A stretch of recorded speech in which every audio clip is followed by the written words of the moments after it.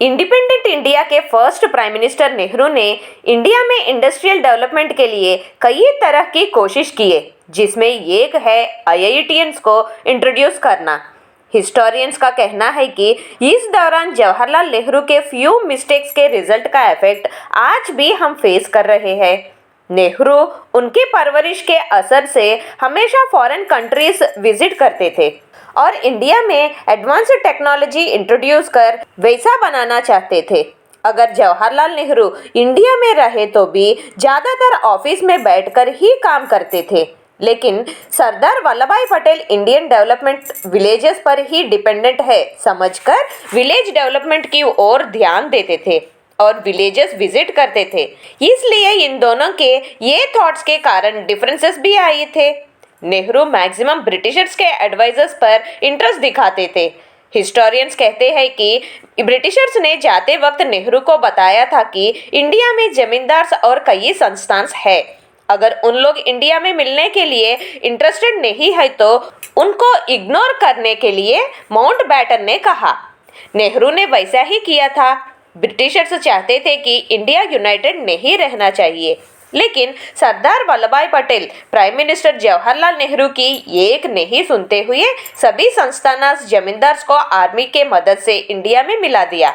उसी कारण से नवाब पालन हैदराबाद आज इंडिया में मिला हुआ है, लेकिन यहाँ इंडिया को यूनाइट करने की रिस्पॉन्सिबिलिटी सरदार वल्लभ भाई पटेल को दिया तो भी कश्मीर का रिस्पॉन्सिबिलिटी एम गोपाल अयंगार को दिए थे और इसमें माउंटबेटन के एडवाइजर्स और इंटरफियरेंस से यह मैटर यूएनओ तक ले गया, जिसका पाकिस्तान ने एडवांटेज लेकर बाद में इंडिया को प्रॉब्लम्स क्रिएट करना शुरू किया।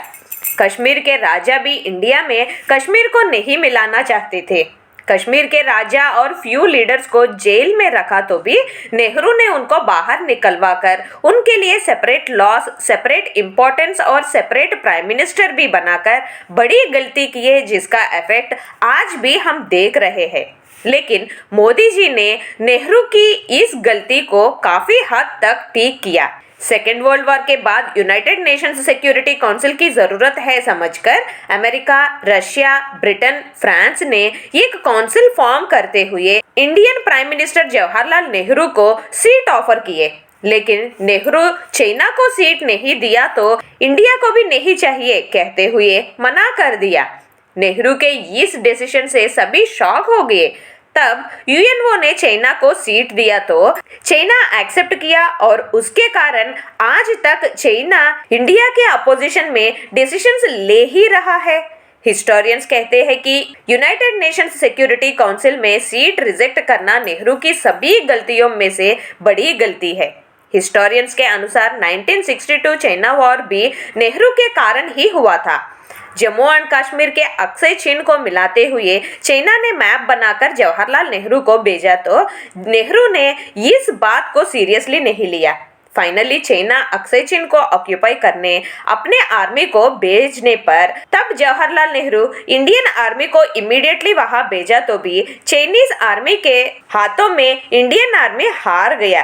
नेहरू इन्वेस्टमेंट पॉलिसी को पसंद नहीं करते थे, इसलिए नेहरू ने फॉरेन कंपनीज को इंडिया में इन्वेस्ट करने नहीं दिया। वह कहते थे कि गवर्नमेंट रूल्स पर ही सब चलना चाहिए, इसलिए उन्हीं के मर्जी से फैक्ट्रीज रन होते थे। पावर पॉलिटिक्स के कारण इंडिया में इंडस्ट्रियल डेवलपमेंट नहीं हुआ। उसी वक्त इंडिया में ड्रॉट आने से एग्रीकल्चर से 4% पर एनम भी इनकम नहीं आती थी। हिस्टोरियंस कहते हैं कि इंडस्ट्रियल पॉलिसीज फेल होने से ये इफेक्ट नियरली 30 इयर्स तक इंडिया ने सफर किया, जिससे इंडिया फाइनेंशियली बैकवर्ड कंट्री हो गया। See you again with a new topic in Global Encyclopedia. Till then, take care and have a nice day.